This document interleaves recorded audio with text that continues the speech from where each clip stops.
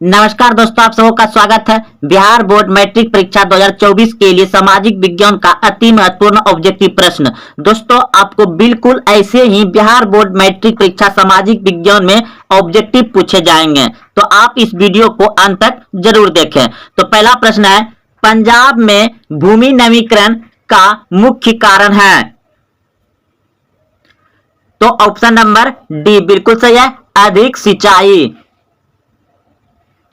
अगला प्रश्न है 2 नंबर, सोपानी कृषि किस राज्य में प्रचलित है। अगर आप इस प्रश्न का उत्तर जान रहे हैं तो कमेंट बॉक्स में जरूर बताएं। सोपानी कृषि किस राज्य में प्रचलित है। ऑप्शन डी उत्तराखंड में।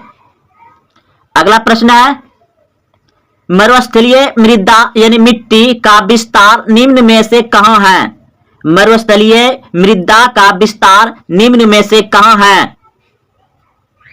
तो आप सभी जानते हैं कि मरुस्थल कहां पाया जाता है भारत में, राजस्थान में। ऑप्शन नंबर खो यानी बी सही है।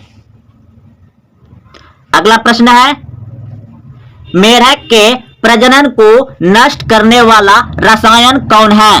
मेढक के प्रजनन को नष्ट करने वाला रसायन कौन है। तो ऑप्शन नंबर सी बिल्कुल सही है, एड्रीन। अगला प्रश्न है, काली मृदा यानी काली मिट्टी, काली मृदा का दूसरा नाम क्या है। काली मृदा का दूसरा नाम क्या है। रेगुर मृदा। ऑप्शन नंबर खो सही है। अगला प्रश्न है,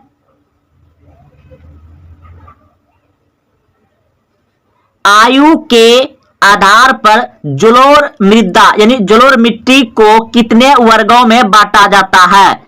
आयु के आधार पर जलोढ़ मिट्टी यानी जलोढ़ मृदा को कितने वर्गों में बांटा जाता है। ऑप्शन ए बिल्कुल सही है, 2 वर्गों में बांटा जाता है। काली मृदा किस फसल के लिए अधिक उपयोगी होती है, यानी काली मिट्टी किस फसल के लिए अधिक उपयोगी होती है। तो ऑप्शन खो बिल्कुल सही है, कपास के लिए। डेक्कन ट्रेड का निर्माण कैसे हुआ। तो ऑप्शन नंबर को यानी ए बिल्कुल सही है, लावा के प्रवाह से। अगला प्रश्न है, हमारे देश का कुल क्षेत्रफल कितना है। हमारे देश का कुल क्षेत्रफल कितना है। 32.8 crore hectare. Option number C सही है। अगला प्रश्न है,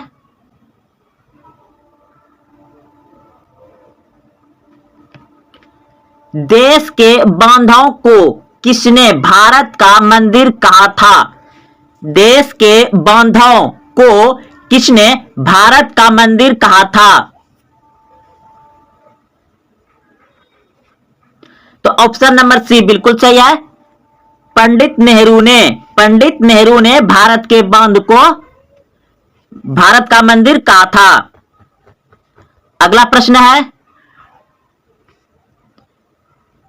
प्राणियों के यानी जीवों के शरीर में कितना प्रतिशत जल की मात्रा निहित होती है। प्राणियों के शरीर में कितना प्रतिशत जल की मात्रा निहित होती है। तो ऑप्शन नंबर सी बिल्कुल सही है, 65% होता है। अगला प्रश्न है, बिहार में अति जल दोहन से किस तत्व का संरक्षण हो रहा बह रहा है। बिहार में अति जल दोहन से किस तत्व का संरक्षण बह रहा है। तो आर्सेनिक। ऑप्शन नंबर सी सही है, आर्सेनिक। अगला प्रश्न है,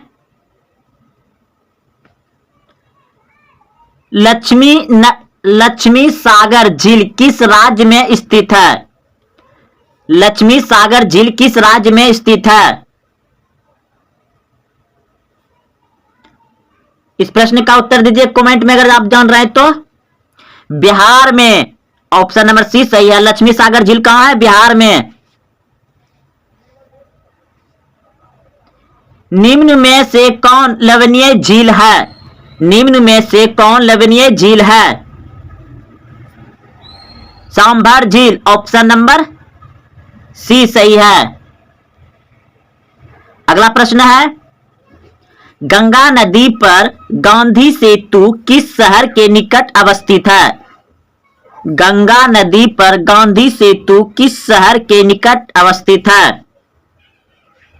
तो पटना। गांधी सेतु पुल जो कि सबसे बड़ा है वो पटना। अगला प्रश्न है,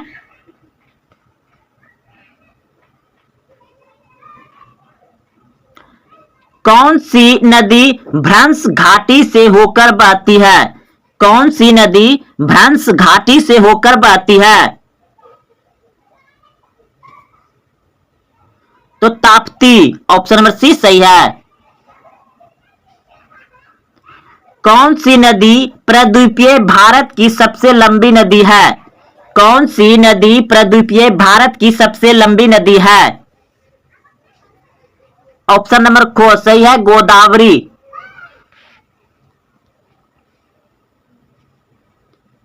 सिंधु जल समझौता कब हुआ था? सिंधु जल समझौता कब हुआ था? ऑप्शन नंबर सी बिल्कुल सही है, 1960 में। सांगोपो किस नदी का उपनाम है? सांगोपो किस नदी का उपनाम है? ब्रह्मपुत्र नदी का, ऑप्शन नंबर ख सही है। इनमें से गर्म जल का प्रपात कौन है? इनमें से गर्म जल का प्रपात कौन है? ब्रह्मकुंड, ऑप्शन नंबर सी सही है।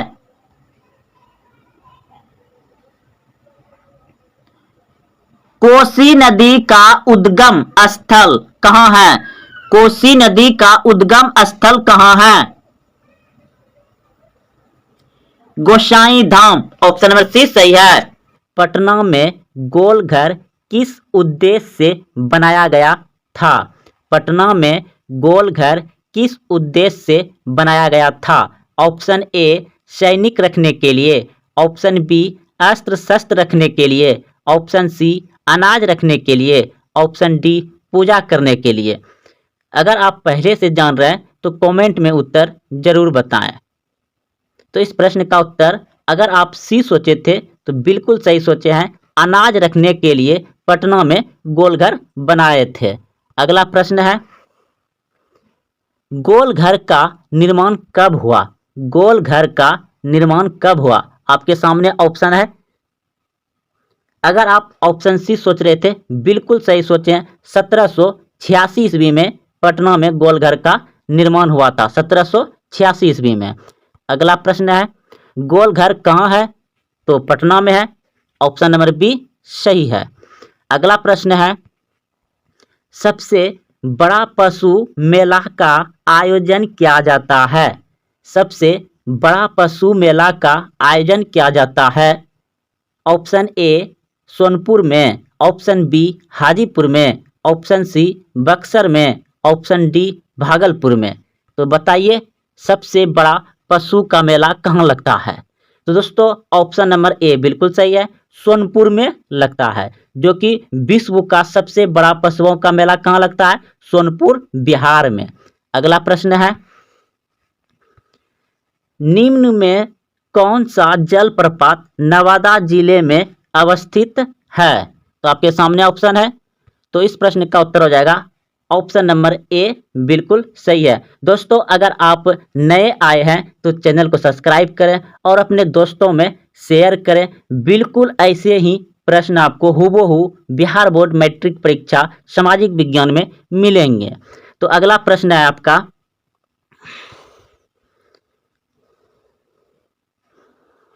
तो इस प्रश्न को अभी आप तुरंत समझे हैं, जाने हैं कि कहाँ है। तो अगला प्रश्न पे हम चलते हैं। प्रश्न है, भारत का सर्वाधिक काजू उत्पादक राज्य है? भारत का सर्वाधिक काजू उत्पादक राज्य कौन सा है? Option A Tamil Nadu, option B Karnataka, option C Andhra Pradesh, option D Kerala. तो सबसे ज्यादा काजू का उत्पादन होता है केरल में। ऑप्शन नंबर डी सही है। अगला प्रश्न है, भारत के किस क्षेत्र में गरम मसालों की खेती की जाती है? भारत के किस क्षेत्र में गरम मसालों की खेती की जाती है? ऑप्शन ए उत्तरी क्षेत्र में, ऑप्शन बी पश्चिमी क्षेत्र में, ऑप्शन सी दक्षिणी क्षेत्र में, ऑप्शन डी पूर्वी क्षेत्र में। तो ऑप्शन सी बिल्कुल सही है, दक्षिणी क्षेत्र में गरम मसालों की खेती की जाती है। अगला प्रश्न है, भारत का नारियल प्रदेश किसे कहा जाता है? भारत का नारियल प्रदेश किसे कहा जाता है? तो ऑप्शन नंबर बी बिल्कुल सही है, केरल को कहा जाता है। अगला प्रश्न है, इनमें कौन सी फसल रेशेदार है? इनमें कौन सी फसल रेशेदार है?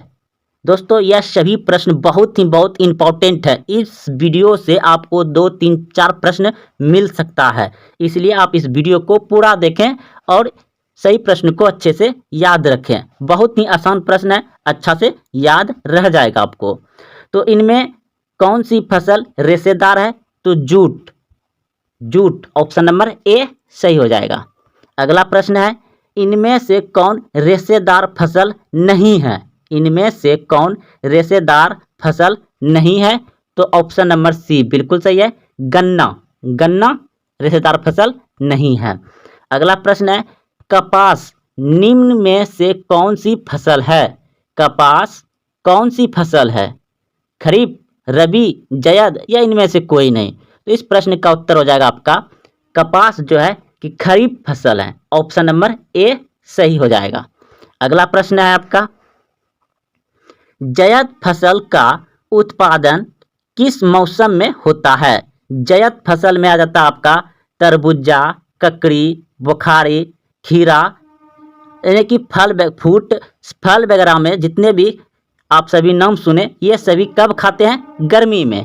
तो ऑप्शन नंबर ए सही हो जाएगा। जायद फसल का उत्पादन किस मौसम में होता है? गर्मी में होता है। जायद फसल होता है तरबूजा, ककड़ी, बुखारी, खीरा, ये सभी जो है आपका गर्मी में होता है और गर्मी में ही खाते हैं। तो जायद फसल कब होता है? गर्मी में। अगला प्रश्न है, निम्नलिखित में खरीफ फसल कौन है? निम्नलिखित में खरीफ फसल कौन है? तो चावल हो जाएगा। ऑप्शन नंबर सी सही है, चावल। अगला प्रश्न है, निम्नलिखित में कौन रबी फसल है? रबी फसल है। तो रबी मतलब रजाई के अंदर में जब आप रहते हैं तो उस समय कौन सा मौसम रहता है? ठंडी का। तो ठंडी में आपका चना, मसूर, यानी कि जितने भी दलहन होता है वह रबी में होता है, रबी फसल कहलाते हैं, क्योंकि ठंडी में कुआसा गिरता है और सभी छोटे छोटे पौधे होते हैं। चना का पौधा देखे होंगे आप, खेसारी का मतलब खेसारी का भी पौधा देखे होंगे। खेसारी जो लत होता है, मतलब दाल में बहुत सारा होता है ना, मटर हो गया, चना हो गया, कलाई हो गया, ये सभी आप लोग जानते होंगे। तो ये सभी रबी फसल होते हैं। दलहन जितना होता है लगभग में रबी फसल ही होते हैं। तो चना आपका रबी फसल में आ जाएगा। अगला प्रश्न है, निम्न में से खरीफ की फसल कौन है? निम्न में से खरीफ की फसल कौन है? खरीफ, तो खरीफ आप जानते हैं कि चावल होता है, कपास भी होता है, इसी वीडियो में पढ़े। तो इसमें मक्का भी हो जाएगा। इनमें सभी ऑप्शन नंबर डी सही है, खरीफ फसल इनमें सभी चावल, मक्का, कपास खरीफ फसल है। अगला प्रश्न है, निम्नलिखित में से कौन रबी फसल है? रबी फसल है। निम्नलिखित में से कौन रबी फसल है? तो गेहूं भी आपका रबी फसल है, क्योंकि ठंडी के मौसम में ही होता है। अगला प्रश्न है, निम्न में से कौन रोपन फसल नहीं है? रोपन यानी कि रोपा जाता है उसको, तो धान हो जाएगा। ऑप्शन नंबर सी सही है। अगला प्रश्न है, भारत की प्रमुख खाद्यान्न फसल है, यानी कि भारत में सबसे ज्यादा खाने वाला फसल है, तो क्या है? धान, यानी कि चावल को हम लोग ज्यादा खाते हैं, चावल, धान हो जाएगा। चावल है, चावल है, क्या है? खरीफ फसल है। ऑप्शन नंबर ए सही हो जाएगा, खरीफ फसल है। भारत का सर्वोच्च पर्वत शिखर है। भारत का सर्वोच्च पर्वत शिखर है गाडविन आइंस्टीन। ऑप्शन नंबर ए सही है। अगला प्रश्न है आपका, हिमालय के सर्वोच्च शिखर माउंट एवरेस्ट की ऊंचाई कितनी है? हिमालय के सर्वोच्च शिखर माउंट एवरेस्ट की ऊंचाई कितनी है? तो ऑप्शन नंबर बी बिल्कुल सही है, 8,850 मीटर। अगला प्रश्न है, नथुला दर्रा किस राज्य में स्थित है? नथुला दर्रा किस राज्य में स्थित है? तो ऑप्शन नंबर सी बिल्कुल सही है, सिक्किम राज्य में है। नथुला दर्रा कहाँ है? सिक्किम राज्य में।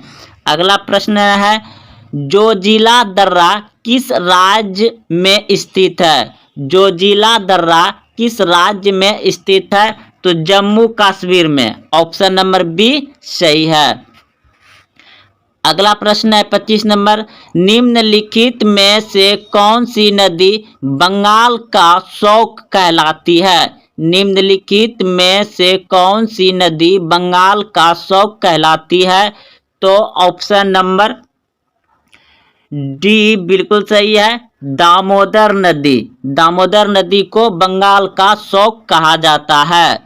अगला प्रश्न है, भारत की सबसे बड़ी वह नदी है? भारत की सबसे बड़ी वह नदी यानी कि भारत की सबसे बड़ी बहने वाली नदी है तो गंगा। ऑप्शन नंबर सी सही है, गंगा नदी। अगला प्रश्न है, निम्नलिखित में से कौन सा शहर गंगा नदी के तट पर स्थित नहीं है? निम्नलिखित में से कौन सा शहर गंगा नदी के तट पर स्थित नहीं है? तो ऑप्शन नंबर डी बिल्कुल सही है, दिल्ली। दिल्ली जो है कि गंगा नदी पर नहीं है, कानपुर गंगा नदी पर है, पटना गंगा नदी पर है, वाराणसी गंगा नदी पर है, दिल्ली यमुना नदी पर है। अगला प्रश्न है, आगरा किस नदी के किनारे स्थित है? आगरा किस नदी के किनारे स्थित है? तो यमुना नदी के किनारे स्थित है। ऑप्शन नंबर सी सही है। अगला प्रश्न है 29 नंबर प्रश्न है, सूरत किस नदी के तट पर स्थित है? सूरत किस नदी के तट पर स्थित है? तो ताप्ती नदी पर। ऑप्शन नंबर बी सही है। अगला प्रश्न है, जमशेदपुर किस नदी के तट पर स्थित है? जमशेदपुर किस नदी के तट पर स्थित है? तो गोमती नदी पर। ऑप्शन नंबर ए बिल्कुल सही है, गोमती नदी पर। अगला प्रश्न है आपका, नासिक किस नदी के तट पर स्थित है? नासिक किस नदी के तट पर स्थित है? तो गोदावरी नदी पर। गोदावरी नदी पर नासिक स्थित है। अगला प्रश्न है, भारत का सबसे ऊंचा बांध कौन सा है? भारत का सबसे ऊंचा बांध है टेहरी बांध। ऑप्शन नंबर डी सही है, टेहरी बांध भारत का सबसे ऊंचा बांध है। अगला प्रश्न है, भारत का सबसे लंबा बांध कौन सा है? भारत का सबसे लंबा बांध कौन सा है? तो हीराकुंड बांध भारत का सबसे लंबा बांध है। ऑप्शन नंबर सी सही है। अगला प्रश्न है, टेहरी बांध किस राज्य में स्थित है? टेहरी बांध किस राज्य में स्थित है? तो उत्तराखंड में। ऑप्शन नंबर सी सही है। हीराकुंड बांध किस राज्य में है? हीराकुंड बांध किस राज्य में है? उड़ीसा में है। ऑप्शन नंबर ए सही है। अगला प्रश्न है, अलमिट बांध किस राज्य में है? तो कर्नाटक में। ऑप्शन नंबर सी सही है, कर्नाटक। अगला प्रश्न है, अलमिट बांध किस नदी पर बना है? तो ऑप्शन नंबर डी बिल्कुल सही है, कृष्ण नदी पर बना है। अगला प्रश्न है, हीराकुंड बांध किस नदी पर बना है? हीराकुंड बांध किस नदी पर बना है? तो महान नदी पर। ऑप्शन नंबर डी सही है। अगला प्रश्न है, भारत की सबसे बड़ी मीठे जल की झील कौन सी है? भारत की सबसे बड़ी मीठे जल की झील कौन सी है? तो ऑप्शन नंबर बी बिल्कुल सही है, वुलर झील। वुलर झील। ऑप्शन नंबर बी सही है। अगला प्रश्न है, चिल्का झील किस राज्य में स्थित है? चिल्का झील किस राज्य में स्थित है? तो उड़ीसा में। ऑप्शन नंबर सी सही है। अगला प्रश्न है लूनर झील किस राज्य में है? तो महाराष्ट्र में। ऑप्शन नंबर सी सही है। भारत का सबसे ऊंचा जलप्रपात जोगयगरपा जलप्रपात किस राज्य में है? तो कर्नाटक में। ऑप्शन नंबर ए सही है, कर्नाटक में। अगला प्रश्न है शिवसमुद्रम जलप्रपात किस नदी पर है? शिवसमुद्रम जलप्रपात किस नदी पर है? तो कावेरी नदी पर। ऑप्शन नंबर डी सही है, कावेरी नदी। अगला प्रश्न है भारत में प्रथम बहुउद्देशीय नदी घाटी परियोजना का निर्माण किस नदी पर किया गया है? तो ऑप्शन नंबर हो जाएगा आपका बी, बिल्कुल सही है, दामोदर नदी, दामोदर नदी पर। अगला प्रश्न है पेरियर जल विद्युत परियोजना किस राज्य में है? पेरियर जल विद्युत परियोजना किस राज्य में है? तो केरल में। केरल में पेरियर जल विद्युत परियोजना किस राज्य में है? केरल में। सरदार सरोवर परियोजना किस नदी पर है? सरदार सरोवर परियोजना किस नदी पर है? तो नर्मदा नदी पर। ऑप्शन नंबर सी सही है। सलाल परियोजना स्थित है तो जम्मू कश्मीर में। सलाल परियोजना कहाँ स्थित है? जम्मू कश्मीर में। ऑप्शन नंबर बी सही है। अगला प्रश्न है भाखड़ा नांगल एक संयुक्त परियोजना है। भाखड़ा नांगल एक संयुक्त परियोजना है तो यह है ऑप्शन नंबर सी हिमाचल प्रदेश, हरियाणा, पंजाब। हिमाचल प्रदेश, हरियाणा, पंजाब। अगला प्रश्न है भारत में सर्वाधिक वर्षा वाला स्थान। भारत में सर्वाधिक वर्षा वाला स्थान तो मौसिनराम, मेघालय। मौसिनराम में ज़्यादा वर्षा होता है। प्रश्न है वर्षा की सर्वाधिक विरलता निम्नलिखित में से कहाँ पाई जाती है? तो ऑप्शन नंबर बी, बिल्कुल सही है, जैसलमेर में। अगला प्रश्न है फूलों की घाटी। फूलों की घाटी स्थित है। फूलों की घाटी स्थित है उत्तराखंड में। ऑप्शन नंबर बी सही है। दुधवा राष्ट्रीय उद्यान कहाँ स्थित है? दुधवा राष्ट्रीय उद्यान कहाँ स्थित है? उत्तर प्रदेश में। अगला प्रश्न है घना पक्षी विहार किस राज्य में स्थित है? राजस्थान में।